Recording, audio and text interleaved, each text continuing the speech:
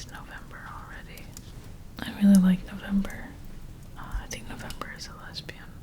I think that October is her little brother, but November is definitely a lesbian. I feel like she's waiting for a girlfriend, but December we don't know what her deal is. There might not be an option there. But, we will be November's girlfriends instead. I think she can have more than one girlfriend. It's okay. Anyway, thank you for coming over here from the kind of main sexualities unit to the Goth Lesbian division. Division of one. But maybe now two. What do you think? No pressure. You don't have to move over here. You know how to contact me. You call the main number. Okay, and then you add the extension number 9. I didn't choose that extension, but I really like it because I do feel that number 9 is the kind of mystical, magical version. The inversion of number 6. Kind of a cursed number 6. If you take number 6 and you flip it over, well, then you've just got something kind of full of potential and interesting. So quite Gothic, I think. Yeah, anyway. So, I need some help, so thank you for coming.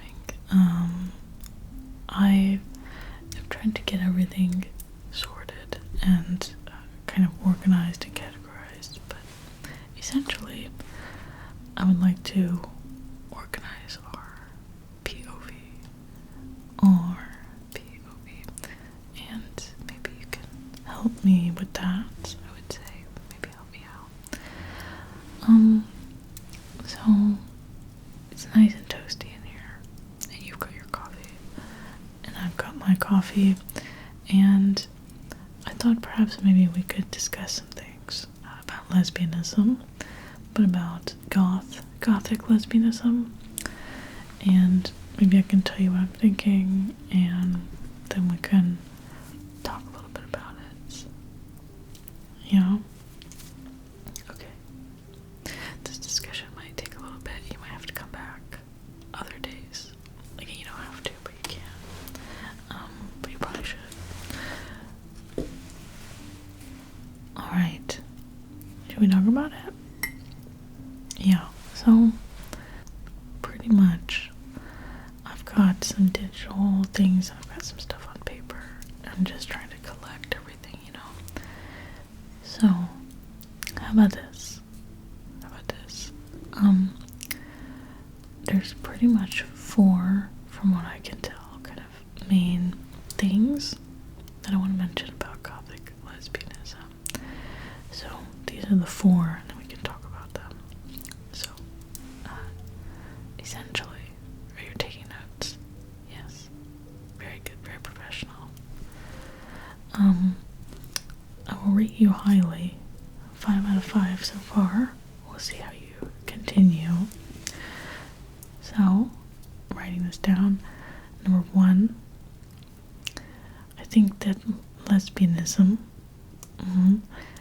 is a dynamic expression of life rather than a fixed position.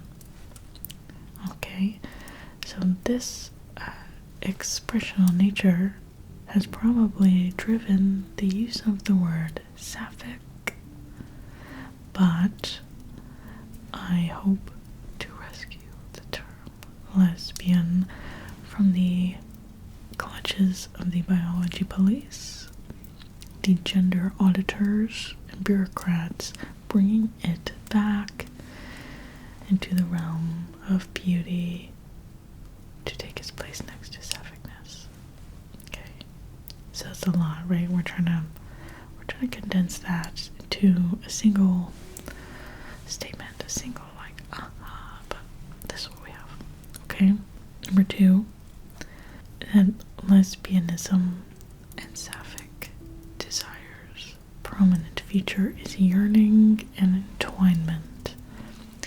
Entwinement with another to the point of self-annihilation, to lose oneself to profundity and to such a degree that the self is negated and then consumed.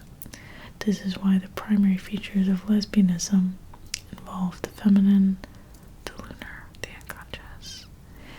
And it is why lesbians U-haul to the moon. They get in a U-haul and then they go to the moon. Okay, so here's Earth and here's the moon.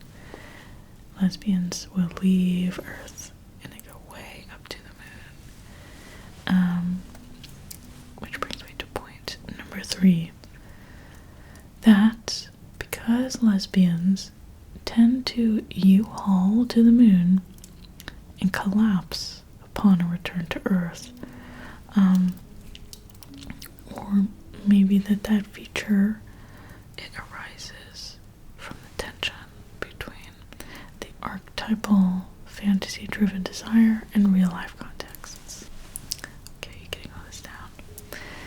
And number 4, I just want to talk about the sublime joys of Gothic lesbianism and kind of the bittersweet, but mostly sweet, reality of being individuated from and independent of your partner, should you choose to have one, or lovers, plural, should you choose to have those as well. So, what do you think? It's beefy, right? I know, there's a lot in there. I would need some help clarifying these things, making them more robust, drawing new analysis and analogies, and yeah, if there's anything that we need to cut, we can cut, but I think we've got a lot to work with so far. I can tell you some of my thoughts about these things, because I think they're interesting. So, do you feel like discussing number 1? Yeah, it's an interesting one. So, number 1 is that lesbianism is a dynamic expression. It's not a fixed point. And that's probably why people like the term sapphic and use the term sapphic, but that we're rescuing lesbianism and elevating it to take its place next to saphic-ness. You know what I mean? I was thinking about this because if you go on YouTube and you type in lesbian ASMR or that kind of thing, there's some types of things that pop up. One of those is these roleplay videos where it's like your werewolf roommate comforts you during a thunderstorm, and it's like the lesbian POV there is that one of the person speaking is a lesbian werewolf who is your roommate, and she is confessing her love to you while it is raining outside. I think that's incredible, and I think power to you. It highlights to me a lesbian dynamic. It's quite confessional, isn't it? It's quite fantastical and confessional, but that functioning in a literal realm of fantasy, a werewolf has nothing to do with the political equation of the word lesbian. But I think all of those liberate it. So, when you think of the term lesbian, you might not immediately think of these videos, and yet there they are. So, kind of in this, lesbian world of videos, in which a fairy could be turned from your enemy to your lover as she stops trying to sink your pirate steamship. In that world, lesbianism is really just desire and a dynamic and need for connection, a certain kind of connection, from the fairy enemy to lover. And I really enjoy all this official research should probably be done on this. But regardless, unfortunately, I think lesbian as a concept is turned into the end result of an equation. So if you hear the term lesbian, people falsely believe that you can then work your way backward to discover the variables. So lesbian, okay, and then before that's an equal sign, and before that is some combination of biological chromosomes and life choices and partners. It's just all a little ridiculous. So you don't need mathematics to be a lesbian. You just need to feel the lesbianism and live in the lesbianism. So this is kind of what I'm thinking. I think especially for the Gothic. So goth makeup balances a kind of exuberant but also melancholic. Kind of balances the earthly and the otherworldly. It's this expression or this story of life. I think lesbian is the same. I don't think that you can see something in your hand if you have a closed fist around it. If you hold on to something that tight, how can you see it? You have to let go in order to really observe it. So lesbian will never be understood in a closed fist. Ever. You have to open it up, you have to release it back into the world to be properly understood and to be seen, and release it from its constraints. So, saphic-ness tends to be this lighter energy. It directly relates to Sappho and her lover, so it's more of an emotional connection to that dynamic and this feeling of romance and this feeling of a kind of more feminine, lunar, energetic connection. However, lesbianism has this element of cultural history. It has an element of the politics. It has an element of this debate on grammar, and the two really should be in step. But I personally am unwilling to lose the word lesbian to the kind of gross sexuality bureaucrats. So, I am a lesbian. I am sapphically inclined to black coffee and croissants and men's clothing and the kind of ups and downs of romantic love. And I am in this category of lesbian. I am deeply, deeply lesbian, which describes my positioning in this very long history that is always evolving, continues to evolve. So it's something that can be picked up and put down and played with, and it doesn't have to be a prison. I don't like that word. Keeping anyone pinned to a diagram of the way that sexuality manifests. So, in summary, the first kind of tenet of Gothic lesbianism is that lesbianism, and to be a lesbian, is more of a large emotional movement through life, and it is not an equation that describes your body or somebody else's body and what you do when you are alone, or God knows. I think that's the way it should be, and that's just more fun and more beautiful. So, number 2. Now here's where it gets quite interesting. Number 2, lesbianism and sapphic desire's prominent feature is yearning and entwinement with another. Now, in Gothic lesbianism, that yearning is kind of total, and it involves a kind of self-annihilation. You want to lose yourself completely in another person. You want to be consumed, and in that way you, as an atom, are kind of like negated out of the world. I think And this is why you see so many features of lesbianism being very feminine or lunar, the unconscious, and why lesbians you all to the moon. Now, okay, can I tell you something? I mean, we're at work, but I'm going to tell you something kind of personal. I made a friend, and she's been single for a long time, and she finally met a woman, and it's really nice seeing them have a connection, but they have flown out of this world to the moon. Do you know what I mean? You ever have like a friend who's just like, they meet someone and they're gone? Anyway, she is gone, someone's gone.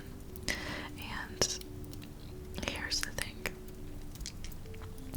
about this. I think sometimes when you meet someone, or like you really desire someone, there's this sense of wanting to encounter them, like just in space, away from the earthly considerations of, friends, family, work, all the obligations and responsibilities that you have. So couples tend to fly to the moon. But lesbians in particular have this as a well-known phenomena, cultural feature of relationship style. And I think exploring this is endless and it's fascinating. I personally think that lesbians historically have had to build their romance, if it was allowed, around their quote-unquote real life, or their quote-unquote their conscious life. So, lesbian women could not cruise at a certain point. And there seems to be a kind of cultural hunting of gay men and being punished, the criminal being criminalized, and having their sexuality filtered through a myriad of experiences in the West. And that kind of symbol being culminated in Oscar Wilde. And for lesbians, there's this image of the wife. The wife who's having an affair with the two women who are in the home. They're not typically out, they're inward. And gay men are out in the parlor, and gay women are in. And I think there's something, it's almost like an obsessive symbol that has kind of come into the culture. And for lesbians, it's the element of invisibility. I do think this applies to queer people in general. I think queer people in general, you have these elements of the visible and the invisible. Am I visible or am I invisible? And all this signaling that goes into that. But for lesbians, it's not so much who am I encountering tonight, who am I encountering. It's like, who's going to be my companion? And this historical idea of companionship, of like the friend, that is your friend, who, okay, you live with, you share one bed, and they're your companion, because lesbians were not in the West criminalized to the same degree as gay men. And then other queer identities around these broad categories being like completely invisible, and you've got layers and layers of invisibility that are needing to be expressed and to come out. I think that leads to a very rich history of queer literature and art and expression. But I want to talk about lesbians going to the moon. There's a passage that I really like, and this is where we start bringing in the Gothic, because the Gothic element of this is that it's a narratively romantic position to need yourself and your visibility kind of filtered through the existence of another, and you need to unify with that in order to make the self completely visible and at the same time disappear in this paradox of what it means to fall in love, to fall into something, to vanish in a state of being with another person. And for lesbians, this being something, I think, that happens in the night. And this kind of Gothic imagery of the shadow in the walls of a home, away from the gaze of other people. So let's talk about that. So this is Virginia Woolf writing to Vita Sackville West. Okay?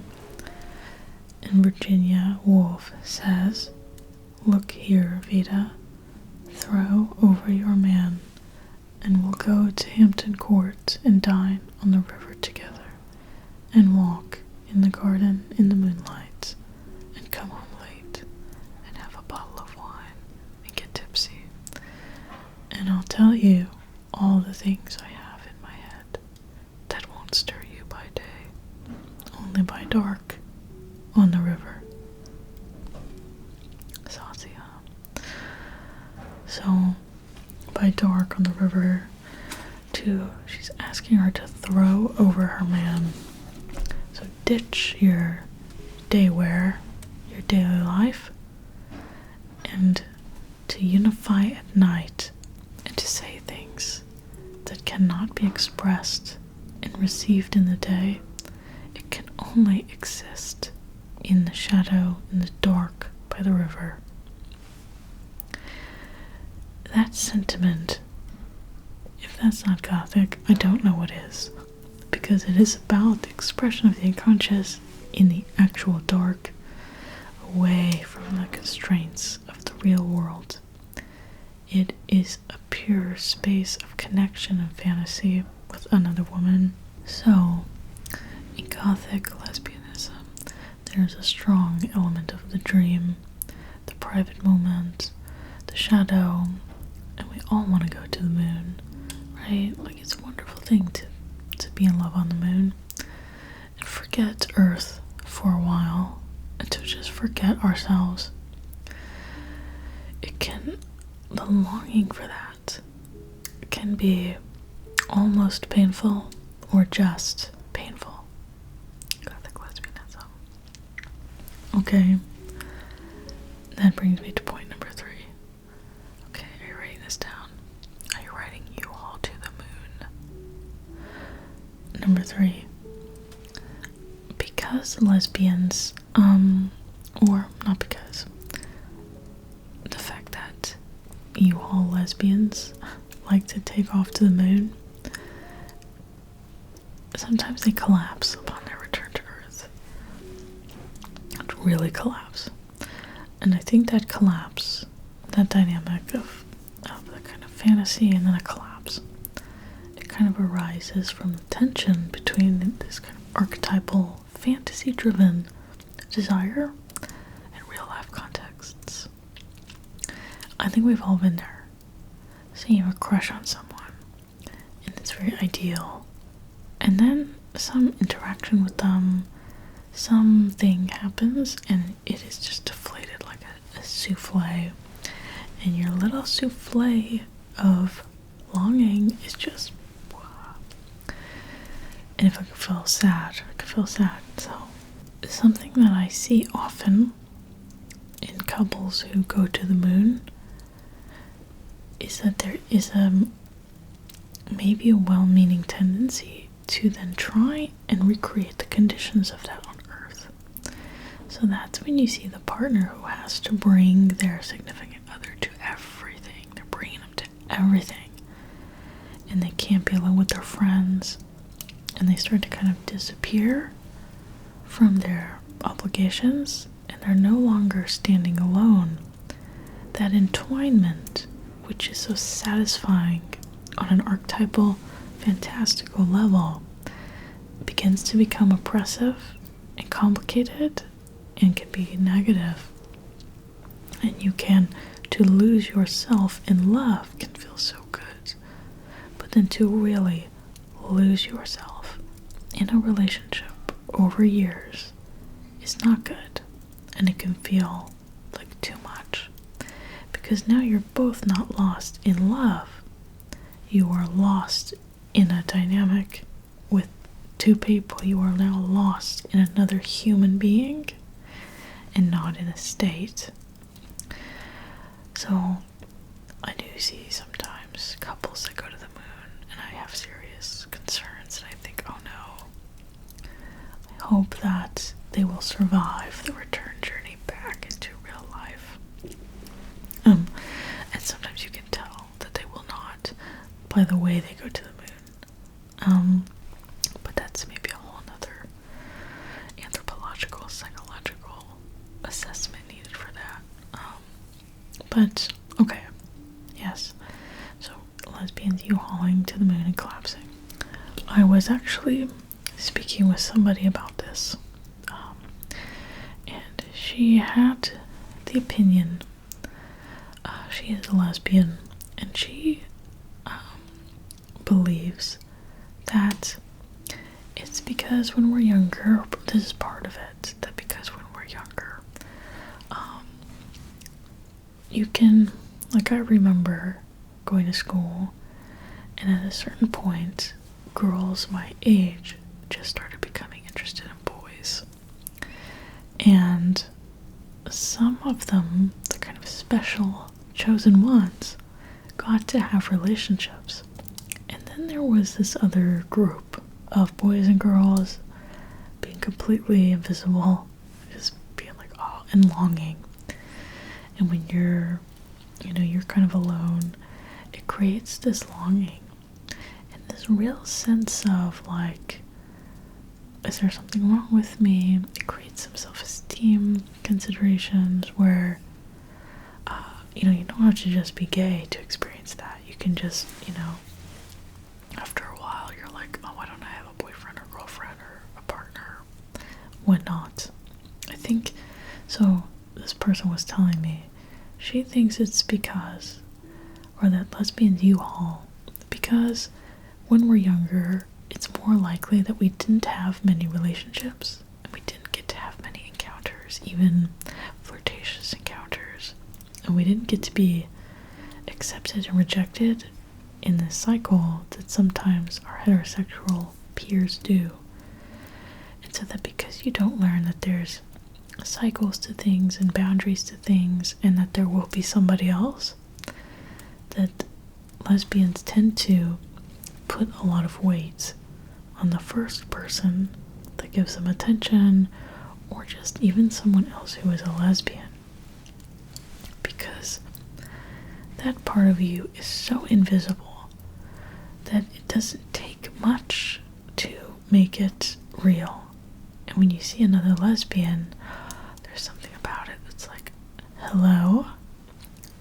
Even me, I see another lesbian in a bookstore and I'm like,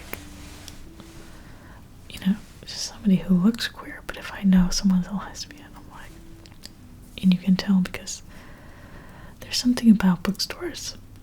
It attracts people who wear pins and t-shirts, or who are able to gather and signal that they are something, some kind of lesbian sometimes.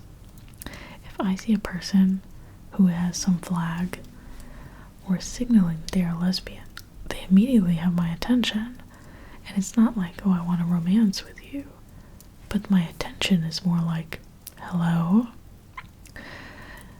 we should get coffee, we should hang out, you're my family, right? And this person could be a horrible, miserable person, but because they have signaled to me that they might be a lesbian, they have all my attention. And someone else who's very lovely might not have my attention at all, because I see lesbian, I'm like, hello, should we start a commune? Should we buy land? What do we need to do? And all of a sudden, it has this weight on it that we don't need to be doing. We don't need to do that. Anyway, when I was talking to this person, that's what she thought. And I thought there was a lot of good stuff in there.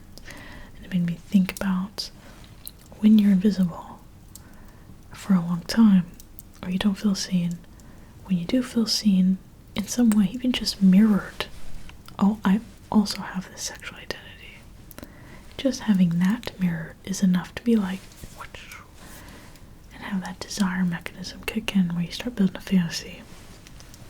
So, no matter the drivers of that, it is such a common feature, but it has a lot to do with the unconscious taking over and building a narrative where you are mirrored so much by another human being that you just explode into a ball of light. I think lesbian longing is wanting to explode into a ball of lights with another person. Yes. That can feel terrifying, and I think it creates a paradox where people want love desperately and are terrified of love desperately. They want to be seen by another and they're terrified to be seen by another. It's hard to square the ideal love. You want this ideal love with what you actually get, which is a complicated human being who could hurt you, who is more than an archetype, so they're complicated. But this brings me to number 4, which I think part of the Gothic arc to unearth what is hidden and invisible in you and to reintegrate it back into the self so that you are not haunted by the ghost anymore. You're exercising the ghost. Where am I going with this point? When you do that, you stand as yourself. And it's quite a Gothic journey to go from a state of being haunted to being whole and more upright. How does this look for lesbians in lesbian relationships or queer relationships? Well, perhaps the most lesbian thing of me to do would be to read a poem, and when I heard this poem, I resisted it. I actually didn't understand it. A lesbian read it out loud in a group, and I thought, is this healthy? Is this real? It's a poem about lesbian relationships. But let's look at it. Okay, this is Two Lighthouses by Julia Darling, who was a lesbian. Okay, so this is a lesbian poem. It's 2 lighthouses. And she says, I would like us to live like 2 lighthouses at the mouth of a river, each with her own lamp. We could see each other across the water, which would be dangerous and uncrossable. I would watch your shape, your warm shadow moving in the upper rooms. We would have jokes. Jokes that were only ours, signs and secrets, flares on birthdays, a rocket at Christmas. Clouds would be cities. We would look for omens and learn the impossible language of birds. We would meet, of course, in cinemas, cafes, but then we would return to our towers, knowing the other was the light on the water, a beam of alignment. It would never be broken. By Julia Darling. When I first heard that, I thought, what? This is the opposite of what a lesbian relationship is supposed to be. What does this mean? I think this poem is about individuation, and it's about the ultimate love of another through distance and the water between you being dangerous and uncrossable. You cannot cross it. To cross it would be some type of death of both of you or one of you. And she would like wants to live like 2 lighthouses, each with her own lamp. Her own lamp. She's doing stuff in that other lighthouse. Can you U-haul? Do you want to U-haul to the other lighthouse? No, you can't. She has to be in there, doing her thing. Her warm shadow moving in the upper rooms, but you would have jokes. You would look for omens. You'd have your own language. It's just yours, and then you meet in the outside world. Can you all in there? No. But you'd have a love where you know the other was the light on the water, a beam of alignment. Alignment. She would align you, and it would never be broken. I think this is quite healthy for somebody to light up your soul, to kind of orient you ultimately in the world. But there's a line that you can't cross, because to cross it would break the alignment, and that is the ultimate entwinement.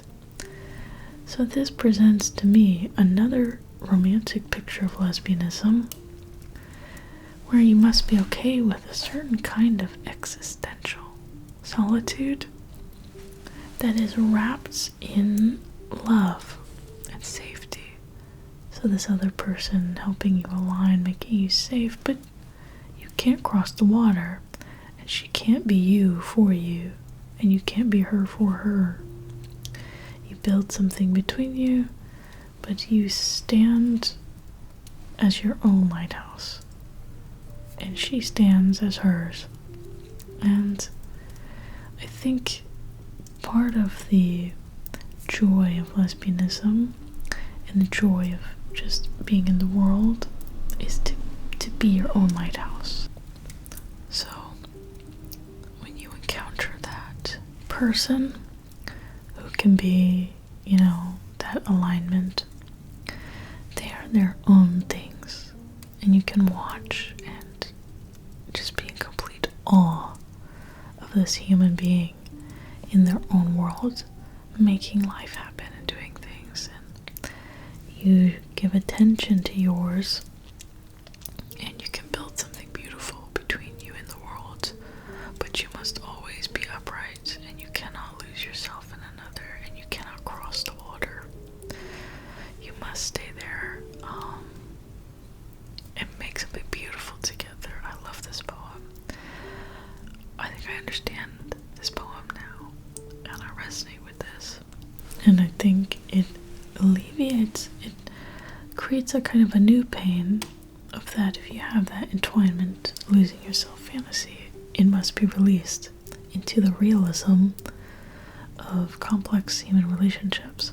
But this provides a new archetypal bar, a new fantastical imagery of solidness and stability, and that kind of dignified long-form relationship of you are over there, I am over here, and there's the water we can't cross, which is kind of tragic because I want to, but we cannot. And to make something beautiful and to go out in the world together and enjoy, you build your secret language, and then you return to your lighthouses. I thought that was great. So I think that works with the imagery still, the secret language, the omens, the dangerous water, still needing to meet kind of outside of some structure. But instead of that structure being heterosexual society and the husband, that structure is just you, and it can't go anywhere, and it shouldn't be compromised for someone else, or to make someone love you, or to become desirable for somebody. It's maintained for its own sake, to be upright. So I think that's the raw material of what I'm working with for Gothic lesbianism.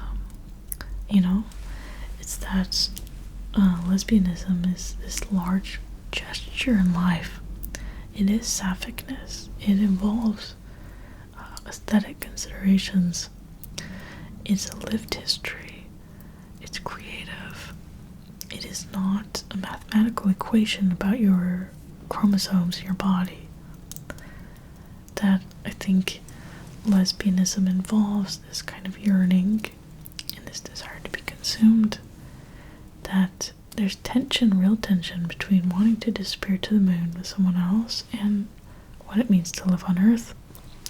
But then ultimately the joy of it is to erect your own structure, to maintain and live in that structure which no one else can inhabit for you, and to enjoy the complexity of somebody else doing the same thing, of somebody else's structure. And you can yearn and long, but within those, that separation, that healthy separation. So I really like this poem, but that's what I have for Gothic lesbianism. There's so much to talk about. There's probably so much more that we could say. We'll probably have to break this up into sessions, I think, but yeah, that's the raw material. I say we can kind of type it up officially, maybe clean it up, and then we can, I don't know, maybe get another coffee.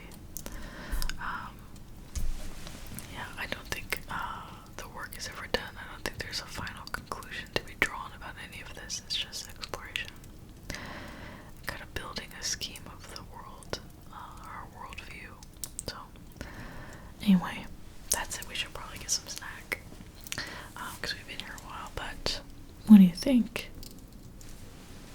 Not bad, I know. I think it's got a lot of potential. I'm firmly in a Gothic lesbian camp. Truly. It's my favorite way to be. And I love it. I think if I got to pick my sexuality, if I had to start over in life and God was like, so what do you want to be? I'd be like, I want to be a lesbian. Thank you. Yes, please. Okay. Well, how you feeling? You want to go get another coffee? And lunch? And we can go back and we can read more lesbian poems? That sounds good. Let's read more lesbian poems, okay? I will see you soon, okay?